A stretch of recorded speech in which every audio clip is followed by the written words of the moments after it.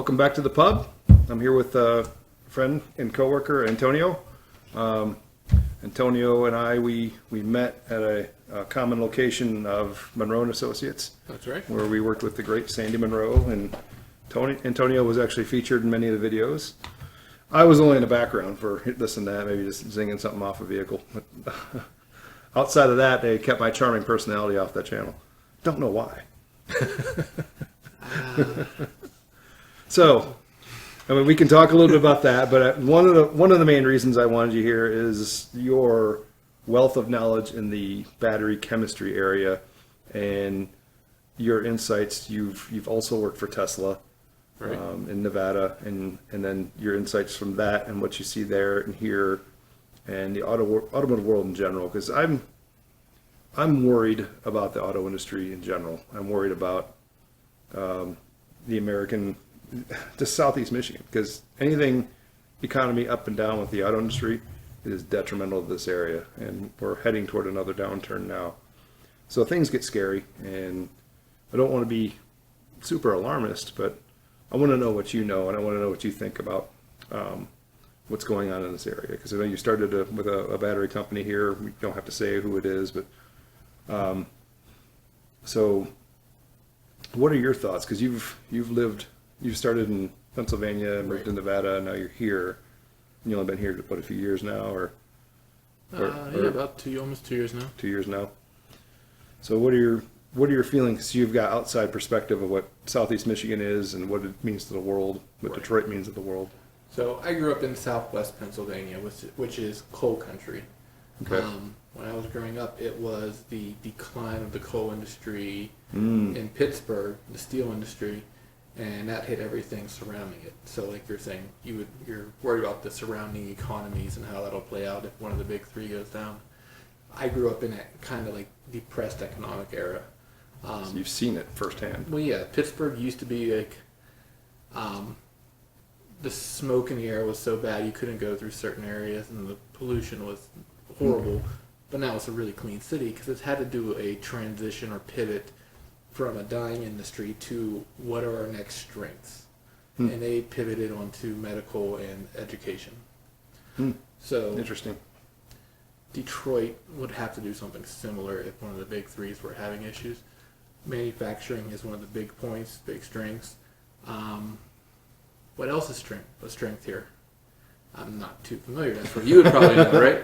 But like I'm driving around and we got a lot of spirit. Right. So I had my own business up north up here, and what I notice is like I'm looking for signs of prosperity and growth and health of the area, and I'm seeing a lot of for lease signs for buildings and spaces, and they're staying up for a very long time. So it's telling me it's not exactly healthy, but it's not on the decline because it's not really growing and there's not a lot of vacant buildings. So it's hurting right now. And I don't know if that's carryover from COVID or carryover from the last time one of the big threes went bankrupt. Two of them, I can't remember. But you still see the lingering effects, and not to mention like the diaspora that happened in Flint with the water issue. Yeah. A lot of those areas are seeing the after effects of that. So yeah, and recovering is kind of tough, and you end up with the other thing is reputation. And Detroit has long since had this long bad reputation of being just this horrible place to live. And I grew up here. I grew up south of Detroit, and even growing up, it was always like, don't go downtown Detroit, no go zone. You know, someone's going to kill you, mug you, carjack you. But it was just always in my head to do that, and it still is to this day. However, when I do go down there's a lot of really nice things going on down there, and it's really turned around in terms of a city, in terms of being a place to go, a place to be, and you feel much safer than you used to, but it still feels like big city, keep an eye over your shoulder kind of thing, which I've always had that kind of fear of big cities. But every city has that. Like true. I go up in Pittsburgh. Pittsburgh is a very safe city. I ran around the city at like 1 a.m. one day just because I was feeling restless and couldn't fall asleep. It was completely empty, evacuated. There's no one in the city at night. But at the same time, there's areas you don't want to go to just because those are crime areas. And like Reno had that. Most of the town was fine. You could do whatever you wanted. And then there was like 4th or 5th Street you just avoided. And it's like, there's always the bad areas, and I think that's kind of typical of bigger cities. Yeah, you're not going to avoid that. It's just that is where people who are gathered in mass who are struggling. And it's the cheaper areas, and that's where they can afford to live and afford to find ways to survive. And that's not always the best way. Tends to make people a little more aggressive at times. Yeah. Oof. I hope that doesn't. I hope Detroit doesn't revert. Is what I'm thinking. So, the auto industry has been struggling. The UAW went through their big strike and tried to raise rates for themselves. But in my experience, what I've seen is the UAW, every time they do that, they ratchet up their wages. Then the rest of the industry goes after the salaried personnel, which you're seeing some layoffs now. You're seeing people getting pushed out of their positions. So it seems like the automakers are always going to try to get keep their profits up by keeping their employee headcount down, and then they'll go through another cycle when they need people. Then they'll rehire people, and there's just been this constant 5 to 7 year cycle where things are up, they'll hire a bunch of people. Things go down, they'll get rid of a bunch of people. And the salary personnel are more susceptible to that than obviously the UAW. But when UAW ratchets up, it slows that process down of hiring people back, because they want to get through their quarterly profits, blah blah blah, show their good numbers. But I think a lot of times when they do that, they tend to go after areas like research and development, an area I was very experienced in. And when they start cutting that, they start cutting out their future products. It ends up being short-term gains and long-term losses. And they've done enough of that where they've fallen back, and now they're just basically playing a quarter-by-quarter game, where someone like Tesla hits the ground running, and they're just looking for 10, 15, 100 years out in the future, not worried about quarterly gains. And their agile workforce, which I've learned a lot about when I'm researching and learning who Joe Justice is, and you and I have had a few conversations about that, but there's goods and bads of it. When people are like yourself, educated in a certain field and you're specialized, you may not want to be able to be the guy being pulled off to do little things when you've got big things to take care of.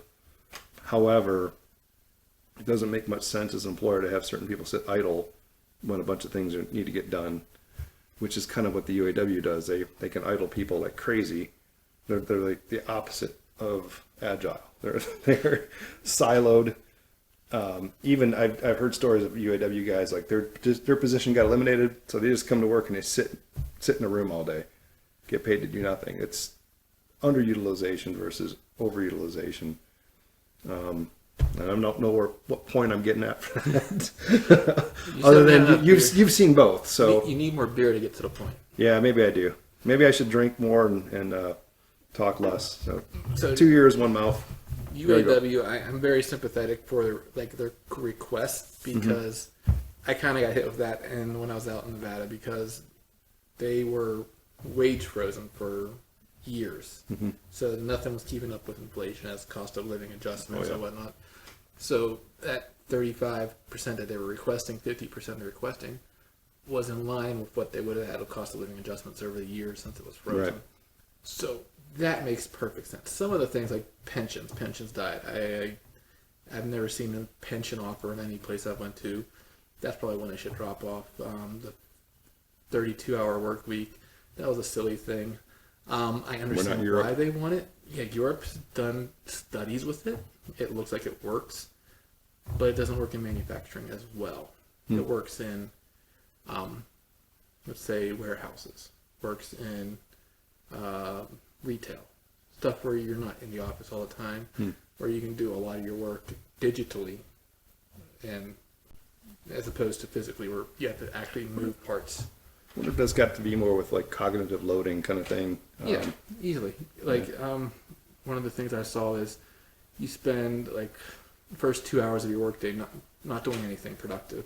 You spend the last hour not doing anything productive. Cut those out. Yeah. Yeah. So it's reasonable. But yeah, I mean, the workers are definitely not agile. They are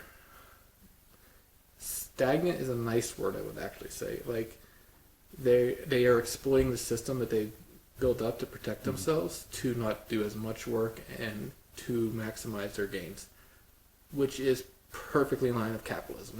That's the absolute do as much as you can, do as little as you can to make as much money. That works. I understand that, but it's not being dedicated to the task. It's not being, well, even still, they're probably dedicated. They're not passionate and constantly having to adjust things. It's keeping it the same. It's keeping their job they know. I mean, they're open, like new method. You say, here's a new tool, how to use it. You're going to use it. I'm like, all right, show me. And they're fine with that. It's too much change. It's resistant to that. A little bit of inertia. They can have a lot to say with design too. Like what we learned at lean design in Munro is if you could take two parts and make one part out of it, that's great. But according to a union worker, that might take an employee out of it, out of the whole thing. And you eliminate their job by combining things and designing that way. The fact that they can have pushback and change design or put holds on design, to me, is be an obstacle to overcome for a company like Tesla, which is constantly innovating. Right. I think on that note, the big thing that the union is resistant of is people are trained in their skill sets and they kind of stay there. Whereas at Tesla, if you were in an area that got taken out due to just being an inefficient method, you transitioned somewhere else, you were trained, and you were doing something the next day. Mm-hmm. It wasn't as if you were a dedicated person to this one station. You had to have the flexibility to move up, go to another side of the building, or you're going to move to energy storage today because we have openings there. Or you're doing material handling. It's not being completely focused on the one task. It's being able to take your skills and apply them everywhere. And I like that. For me, I'm more of a generalist in my skills and I don't specialize in any one thing. I don't like being siloed. It's kind of what happened. It's kind of what happened at Munro. I got kind of siloed down to the teardown guy. I'm like, so for a while I could brag, yeah, I'm the hands of Sandy Munro's teardown crew. But I wanted to do more, and it just, for some reason, the opening didn't happen. And it is what it is at this point, and I don't hold any ill will against them. But anyway, I agree. They hired for the skill sets they needed, but they might not have used all the talents that are available. Right, and yeah, I think it's a recognition of leadership to recognize those talents and be able to put those guys in the right places. I often view it like a coach, and I'll do a hockey analogy. Like hockey, you've got 5 players on the ice, 6 including the goalie. The goalie's the only one super specialized. 2 defensemen left and right, and then 3 forwards, wings, and center. They all have roles, but because the game moves so fast and so dynamically, they can get mixed up, and they have to take over somebody else's role. Quite often, yeah. So a defenseman can jump up on the rush and become a forward, and a center can jump back and play defense. But you still have those positions, you still have those roles. As a coach, what you really want to do is you want to have all your players. You take the guys that are special for certain positions. You put them there when times are tough. You need to win this game. Put the best guys in the best positions possible. When the game's not on the line and you got time to mess around, okay, let's put guys in roles that they're not normally in and get them trained on that. So when the situation arises and we need to move them there, they can do it. So it's up to the coach or the leadership of the company or the group to manage those players and where they're at, and same thing with employees. So it's kind of my analogy with that. And I came here so quickly. my brain is just kind of, it's almost in stuttering mode where I get an idea and I start rolling out, and then I just forget where I'm going with it. Like even in hockey, your star player. More beer. Your star player is going to dive to block a shot. It doesn't have to be a defender. Everyone does every role. Everyone has to have every skill. Munro wasn't like that. Munro was very specialized, whereas this is their business model where they were working off of costing. Mm-hmm. They were exploring and getting more into the technology side, more on the advisory. And maybe it didn't work out in the economy that they were in, and that's why some positions like mine were probably eliminated. But they had the skill sets, they had tried to use them, they weren't sure how.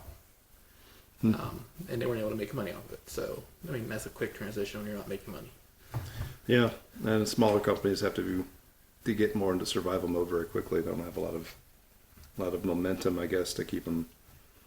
I don't know. I don't know how to really put that, but yeah. So And cycling employees is also a cost-saving thing. So, like Silicon Valley, where they just laid off everybody in like Facebook and Twitter and all that, they do that just to keep the wages down. yeah, and that's so what I've studied from leadership. Like if you listen to Simon Sinek, he'll talk about how if you treat your people well, they'll come back and they'll treat you well. But if you treat your people like a commodity, economy's down, get rid of 10% of people.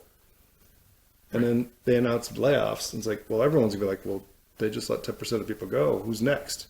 All right. And then they're going to start keeping their head down. They're not going to put themselves on the line for the company. They're just going to come in. They're going to be quiet. They're going to do enough just to get through the day and then leave. Right. And then they're going to be scared the next time something happens like that. And it's not a good way of, in my opinion, of maintaining. And plus you build a reputation. I worked for Roush years ago. Roush had a great name in racing, and they were building a great name in virtually all aspects of the auto world, building prototypes and all kinds of testing and research and stuff. They were building a great name. However, their reputation really started catching up with them. Their turnover rate was ridiculous with employees. They made the claim internally, we don't fire people. And they didn't. But they would make your life so miserable that you wouldn't want to quit on your own. And that's, as soon as things got bad, that's like their manager's job was to just start egging people on and doing things and making them do things they don't want to do, and just making life miserable for people until they got rid of enough people to satisfy their numbers. And so the turnover rate got so bad that people at Roush, and even that formerly worked for Roush, would have this saying, it's like, yeah, it's a great place to be from, because you get the recognition of the name. And for years, that was the first company they always looked at in my resume. Oh, you worked for Roush. Tell me about that. Well, I was lucky enough to work with some racing stuff, which was cool, and everyone wanted to hear about that. But outside of that, it's like, yeah, they didn't pay people well and they didn't treat them well. But you work for a company that they treat people well, and you'll want to stay with them. And I thought I had that with Munro, but it just didn't work out that way. But so from a leadership standpoint, I don't like the idea of turnover. And using people to balance the books. And that was something that was done ahead of our time being in the workforce. It wasn't considered normal until like the late 70s, early 80s. Yeah, the concept of going into a job you can retire into, it's my generation doesn't even think about that. Right. It's like we were raised with that, so Our parents told us that would happen. We had this disillusion when we were entering the Right. workforce, and it's like, oh, I can get a job and stay there, and then 6 months later you're out as a contract worker, and then you're looking for something else. There is no loyalty anymore in industry, and it's weird. I would like to be loyal to something because you're dedicated to a task and a goal, a mission. Mm-hmm. I think that's where Tesla is surpassing everybody else. The mission, the vision. Their mission is clear: to accelerate the world to sustainable energy. Yep. What's Ford's mission? What's Built GM's Ford mission? tough. Yeah, I mean, mottos, slogans. GM, yeah, 000. Oh, okay. I mean, the people at Tesla were and are very dedicated to that mission. Like, they're working 80-hour weeks as engineers because what they're dedicated to. Excuse me. And you lose that a lot more whenever it's this is just a job and we're going to get money and get fired in 3 to 4 years and then move on to the next one. But it's weird. Like, how likely are you to give it your all? But almost like no, as an engineer, and you create something, right? That's and why you they get keep a hiring patent, young people. right? Because they're disillusioned. They're coming in. They're going to work hard. Yeah. And then Until they realize. exactly. Like Plus they work for less because they're young. there's that. They don't too. have to support a family or anything like that. Hopefully. Yeah. But like one of the guys I'm working with now is a 10, 15-year veteran of the industry, and he has that same jaded outlook on a lot of the stuff, like with management. Manager says something, it's like, oh, okay. The other guys are like, oh man, I gotta do this right away, And it's just that experience, like, you Slow see down, it. kid. It's like, urgency is a big one. It's like, what does urgent actually mean? Yeah, arbitrary. It's very arbitrary numbers that someone just decided. Yeah. That's a. How do you fix it though? That's one of the big things. How do you fix that as a company? If you were to run a business and you wanted to be successful, how do you fix that? I think you have to get rid of the business-minded manager. You have to have educators. Education is where you develop growth and are able to help people become what they're going to be. You're speaking of on-the-job training. Yes, on-the-job training is an amazing thing. Something that used to be very common around here. Right. And has gone away. And as you say, it also speaks to loyalty. And loyalty was the biggest thing. Like, I can remember growing up, everyone was part of a family. You're a Ford family. You're a Chrysler family. You're a GM family. You know, and you had your even GM at brands within. You know, you're a Chevy guy. You're a Cadillac person or whatever. So people were very loyal to them. But they also had family to work for those companies. Right. And the people were fully bought in. Retirement. Hey, this company put food on our family's table growing up, and you know, my dad retired, my grandfather retired from them, and now I'm going in there and working in exactly what we find, right? You work there maybe a few years and like, they get rid of you. And then as a result, it's like, what? Why do I want to buy your car again? Because why do I want to buy your product again? Because you just kicked me to the curb? I mean, it doesn't make a whole lot of sense. And that's like definitely like the younger generation, they have a completely different worldview because of that. They saw maybe their parents get canned from a job that they were in for 20 years, just missing out on their retirement pension or something. Oh yeah. Or they got negotiations where their pension was reduced before they retired. They understand the system isn't working for them, and that changes how you approach your work philosophy.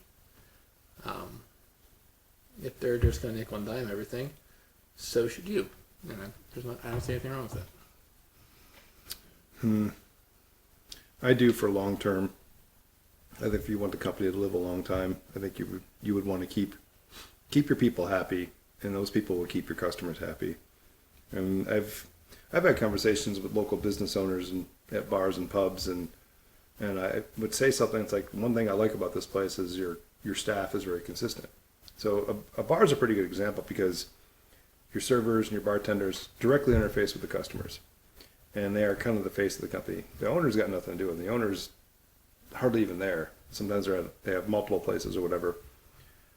But if you keep your bartenders and your staff happy and they stay there by treating them well, they will have their own business within the business. It's like, oh, you know, so and so's working. Well, we'll go see them today. You know, it's Absolutely.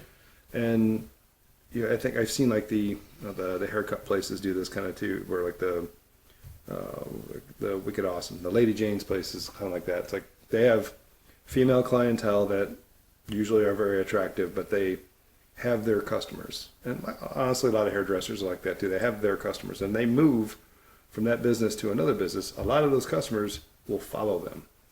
And bartenders and servers can often do that too. They'll have locals or they'll have regulars that come in very often, and if you piss off the staff, they'll leave and they'll take a bunch of business with them.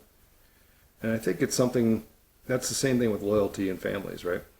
So if you treat a person well and they buy your products and their whole family buys your products, what happens when you get rid of that employee?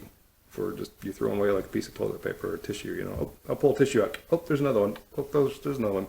All those tissues they throw away, I'll have families that all bought your products too. So that's the kind of thing I wish would return. Yeah, you see it on the customer side, but not so much on the employee side. I was recently at an event where there was a training.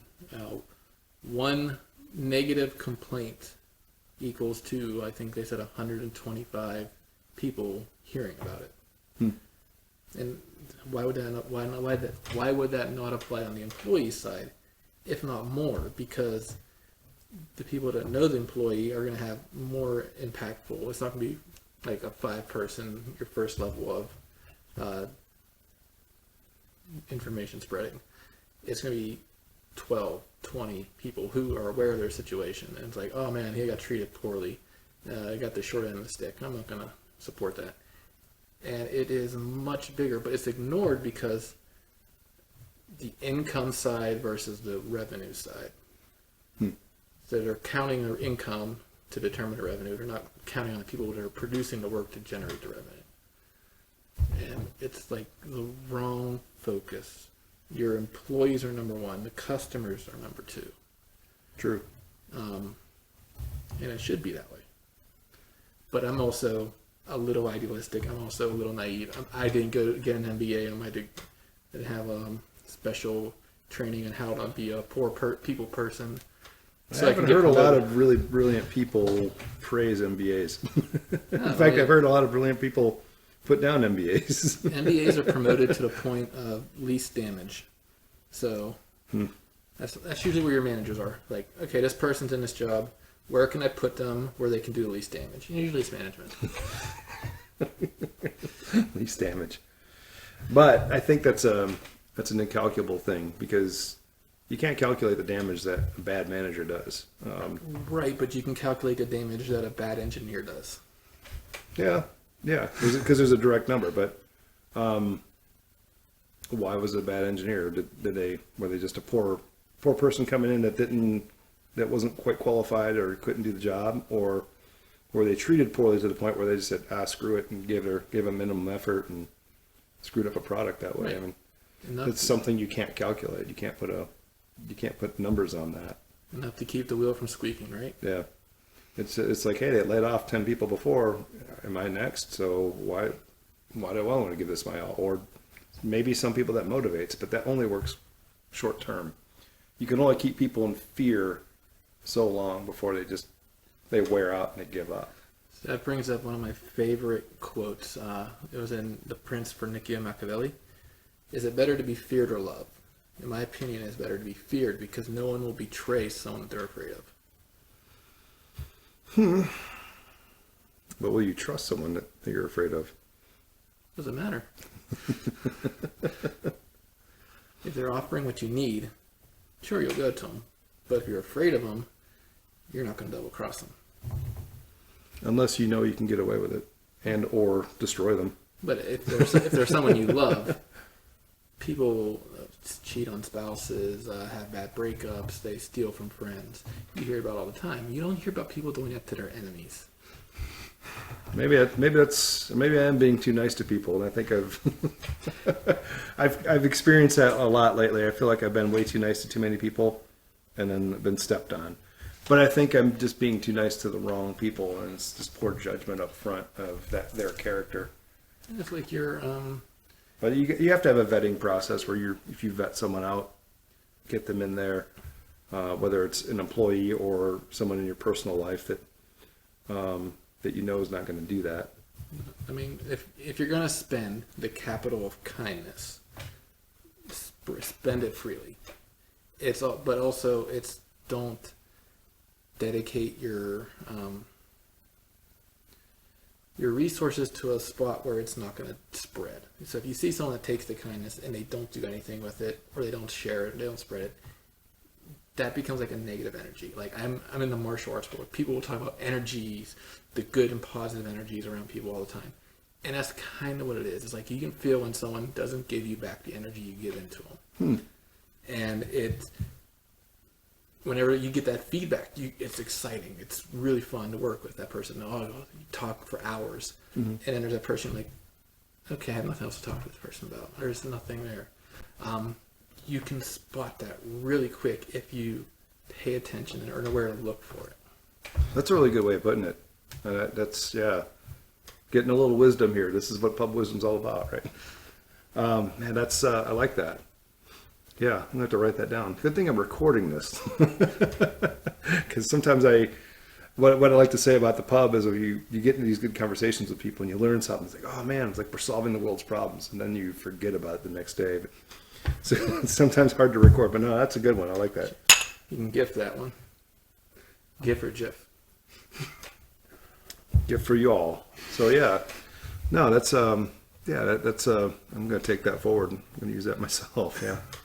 I like that. Wow. How long have we been going here? Can't see well enough. Oh, it doesn't give me the time. So yeah, let's go a little bit longer. And I know if you want to, we'll spend the second half. If you want to talk about more about your karate business Sure. and learn a little bit about that. I've had a little karate back in my day, and I remember seeing some. I think I was just watching some videos of guys that were talking about old ninja movies. Now, growing up as kids, we always wanted to be ninjas, and that's kind of what got me into karate. Was gotta have those skills, man. Gotta have those ninja skills. I always get that when I'm like walking around any place of work. I'm just like super quiet because I'm aware of noises. So like I went up behind somebody. And I'm a big guy. I don't exactly exude stealth, Right. but I am very good at getting around quietly and like sneaking up on people. So I was like, yeah, I stopped explaining. Like, no, I'm a ninja. Don't worry about it. I think I saw a funny, probably like a short video, something about, this year's 20th annual Ninja Parade, and they have a bunch of people lined in the streets, and there's nothing. In the 20 years, we've never seen a ninja here, but we know it's a Ninja Parade. Successful parade. And the show back in 1985, we had a picture. It's like looks like a ninja jumping over a roof or something, and very blurry. So yeah, God, I don't know. Let's I don't know. Do we want to roll in that? No, let's go. Yeah, let's go ahead. We'll start into that now. When I finish the beer, we'll make a stop, and we'll pick up there. But yeah, I think one of the things I loved about karate was the full body control. Your mind head over your body. And the thing, I was in junior high school, and one of the things everyone did in junior high school is they always try to trip each other up in the hallways. Oh yeah. And when I was taking karate, I was, because you do so much on like balancing on each foot, and you become so nimble, no one could trip me. It was like you trip me, and I could just easily step around it and move around it, and Right. it was just so easy. It's like, but I remember how well that translated. That once you were able to kind of get some mastery of that, how well it translated to other sports, other things you could do. Oh, it's amazing. Like I started off playing baseball. Like I was a 2-year-old playing baseball. My goal was to be an MLB player, and hit home runs on the same team as like Ken Griffey Jr. But like the hip control, the ability to use your arms and have pinpoint precision, it's like that's all carried over well into karate, and then it's gone backwards. So I've been able to, because I'm an instructor, and I'm able to teach people how to do that better. Have an understanding of like the body mechanics, and that's why I'm also like, you need educators, not managers, because these are people that understand what can go wrong, how it can go wrong. They see the problem before it becomes a problem because they've experienced that. Right. These are people, we need leading people. You don't need managers. You need managers to manage numbers. Right. Numbers don't do things. They don't make mistakes. There can be mistakes. They can be managed. It's kind of like an accountant, really. I mean, Exactly. Yeah. I like that train of thought. A teacher as opposed to a manager, and that makes a lot of sense. And seeing something go wrong before it actually goes wrong, you can catch it. And yeah, I can very much see that, because I've been wrenching on cars. Actually, like these small cars here. When I was little, man, I could find my dad's tools. I'm taking these things apart. Didn't always know how to go back together, but now I can watch someone take something apart and you're doing that wrong. And I was even training some of the guys at Munro. I was like, this is how you want to take it apart, or if you're doing this, you're going to get in trouble. And you kind of see it ahead of time, but then you start teaching them, and then they start learning. And then, wouldn't it be better to go to work and to learn something or be taught something by someone who's thoughtful, more experienced, and caring, versus someone who's going to manage you all day long? No one goes to work and wants to be managed. No. Unless you're fucking crazy. I don't know. Please manage me. Now, managing someone's workload makes sense. Yeah. But managing the person does not make sense. Yeah. Yeah, I believe. Yeah. Yeah. Our human resources has lost its humanity, right? It doesn't do well on the human side of things. It treats you like a resource, and that's what managers do. They treat you like a resource or a commodity. Ugh. It's disgusting. Like one of the things I had to learn at Munro was like, I didn't get my first actual teardown. I was helping move stuff from vehicles, but I didn't do any actual costing until I think they had my ionic. And at that point I learned bolt management. Like when you're taking a bolt off, track it a lot better than what I was expecting. So there's a lot of bolts in some places, and you have to keep track of every one. There's a lot of different size bolts, and keeping them in the right bags. And Yep. but I didn't get that until I started working with what's his name? The guy with the long hair. Julian or No, Julian. Julian has short hair. he had longer hair probably right before he He started. sat next to Jordan. He's not there anymore. No, I'm Brain bad. fart. I'm bad. It'll come to me. I am bad with names. I will always be bad with names. But he's someone that actually like just sat down and worked with me and like, oh, here's how you do this, and then he showed me, and then I learned a lot better that way than as opposed to trying to figure it out. In science, you can do a lot of that. You figuring it out because no one else knows how to do it. There's like a manual or something reference. You can figure it out, but you need that reference point. When you're doing something new for the first time and there's no set process or procedure, you're going in there head first and you're figuring it out, and then eventually you come up with a procedure to make it go quicker. But when you're doing something that everyone around you has done many times before and you're new, you kind of need that tutelage. You need someone watching over you, working with you, saying, I see what you're doing here, man. It's going to be a lot easier if you do it this way. And then your learning curve goes up much faster. Right. And you get up to speed much faster, which is something that mentoring, and that's once again on-the-job training. Scott Hoffman. Okay. Yes. I learned a lot from him. Yeah. He was away initially when I started working there, and I think he came back around same time you started working there. But yeah, another guy that left there mysteriously. Oh, he's doing well. He's in a new place. Yeah. At a former employer of mine. Oh, well, that's fine. We'll see. We'll see. I hope the best. I have no ill will toward anyone there. I actually enjoyed my time there, and all the people I worked with. I learned so much there. It was a great experience for me, and I'd like to carry that forward. But when I see people leave and go to employers that I've worked for that, kind of make my skin crawl. Like, I'm hoping for the best for them. Hope they have a better outcome than 99% of the people that have been there before. That's the weird thing about Detroit. It's like it's a big circle. You have everyone that transfers between like the big OEMs and then their suppliers, and that's how like they keep the wages at a certain level. It's just like, this one's getting too much money. They have too much experience. We'll cancel. We'll go to this place for a lower wage, and it's that big circle, which is what I think Detroit thrives on. Like, so you have the big three, right? Like Three Kingdoms, China, where like you had the three powers. Like no one could get ahead because they're always, anytime they got a strength here, they'd get attacked by the other side, or they're attacking one side and they're vulnerable on the other side. So it was just back and forth, and it's like the Mexican standoff. Like no one wins. Everyone, there's three of them. They're all pointing guns at each other. And that's just the way Michigan is set up. And I think they take advantage of that to the extreme. So no one gets ahead. The suppliers never can make a profit because there's someone else on the side that they can turn to. So it's just this weird dynamic that goes on. Yeah, there's a lot of that there. And the big three have done a lot to control everything else. And they've, for many years, they had so much power. I mean, Detroit has no good mass transit system. No. Why? Because the big three basically told the government in the area, we need to sell cars. Everyone's driving a car. Don't build the roads for cars. Don't build the city for mass transit. So we've always suffered with a lack of good mass transit. And as a result, we have a city that we could use some mass transit. It'd be nice to be able to take a train from here and go right downtown and come back and not have to worry about cars or parking or anything like that. And probably be a lot more advantageous for someone like me, or get some friends together. We go on a trip downtown and back, and but nope, not going to have it. You got to drive, and if you're drinking somewhere, it's not the best idea, Right. And anyway, but historically they've had so much power that they've been able to keep any startups and outsiders out of the business. And I love the story of Tucker.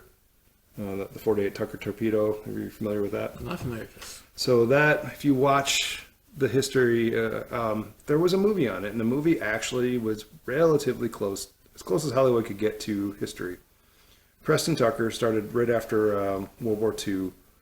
He wanted to build his own car company. He started in Ypsilanti, Michigan, had a little machine shop, and then he was looking for places to build his car. He came up with a prototype, looked for places to build his car, and they kind of said, they pushed him out. And then he went to Illinois and bought an old airplane factory, massive building.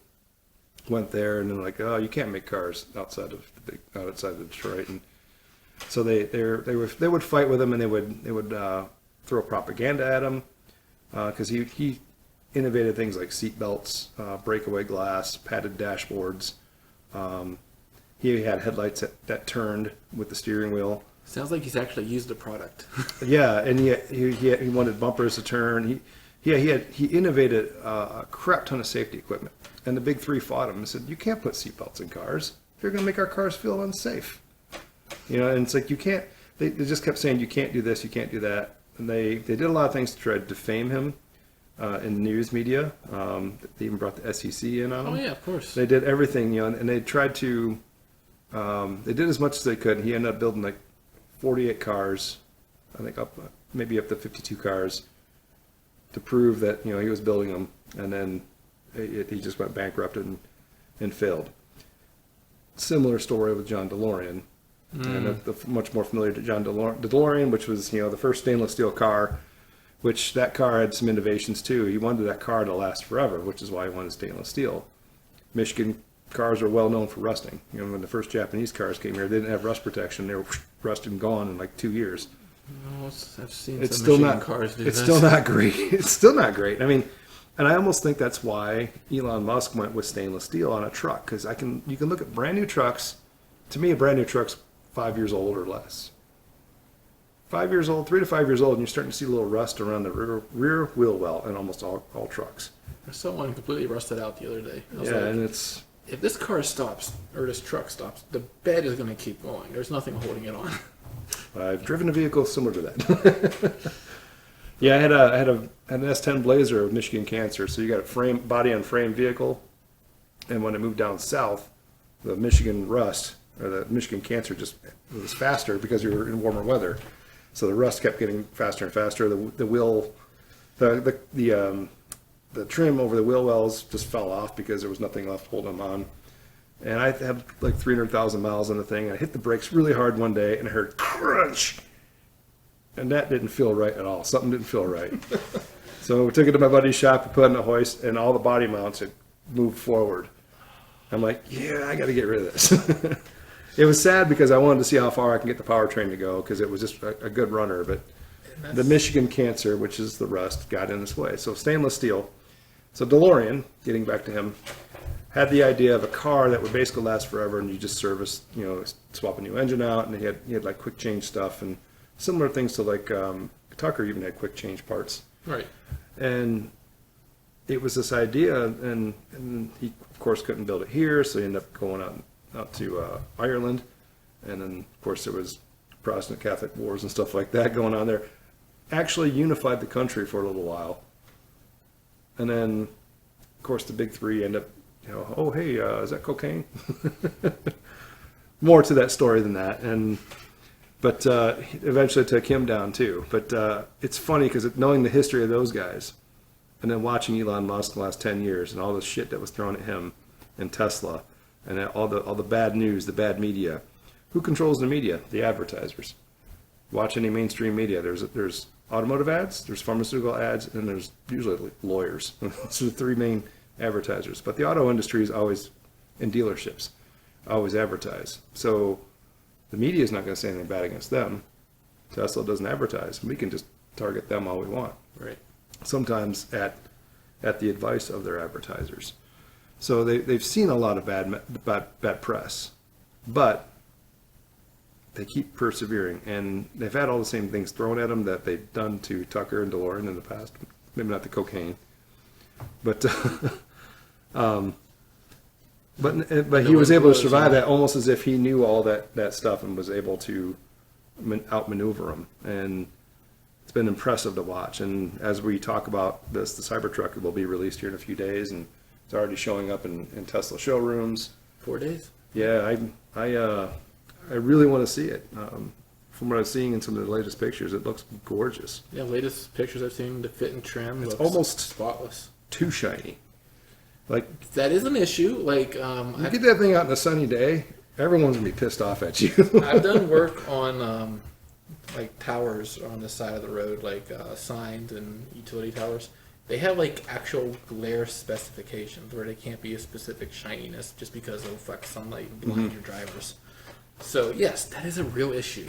That's probably why they're doing like the brush finish. But like at the same time, like I've seen also the matte black versions, which presents the opposite issue when you're driving at night. It's like you can't see it. And if those lights are out, you're not seeing it. Yeah. I've seen the. I really thought would look nice if a high polished stainless, which is almost a mirrored finish, and then you put on like almost like a tint of a heat tint. What do they call it? Well, the wraps. Yeah.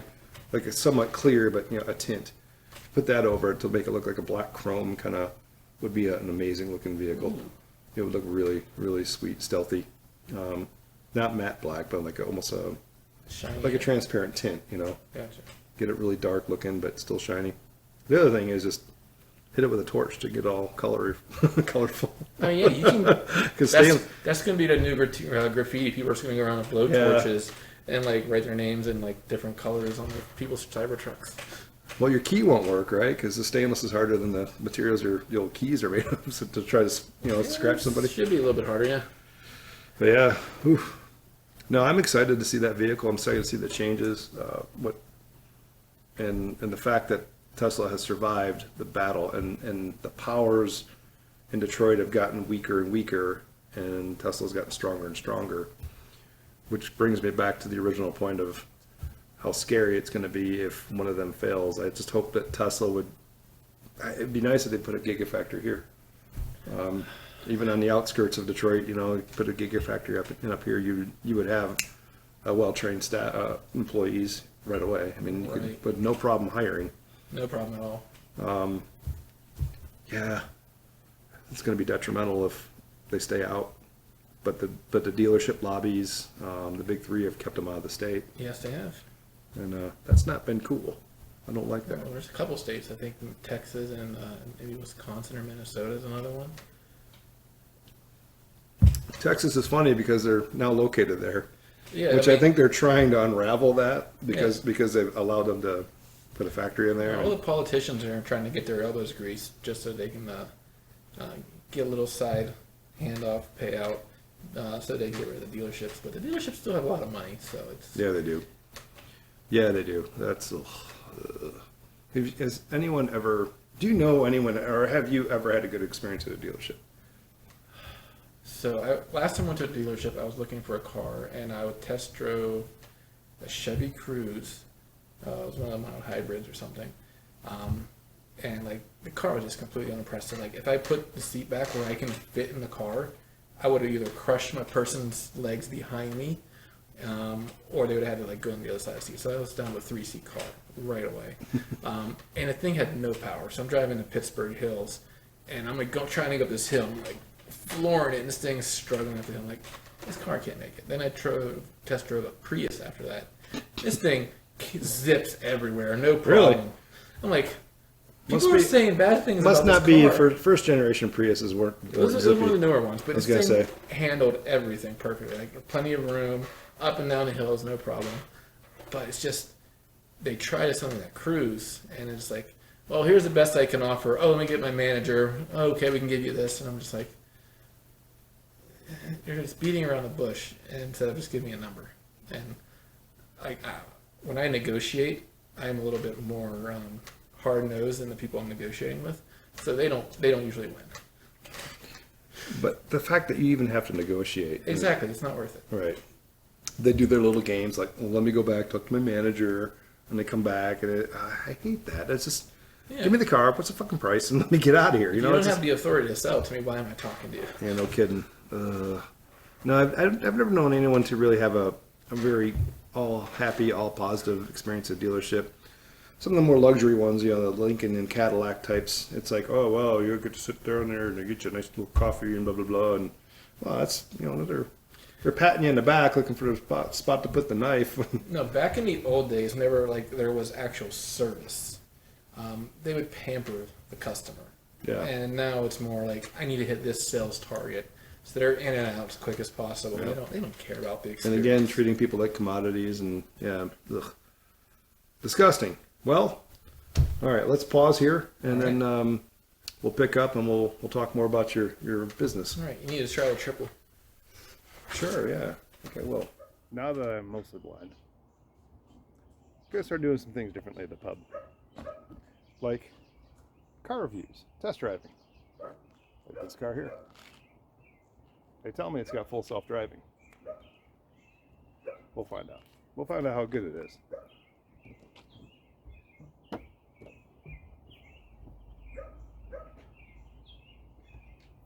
Where's the door handle?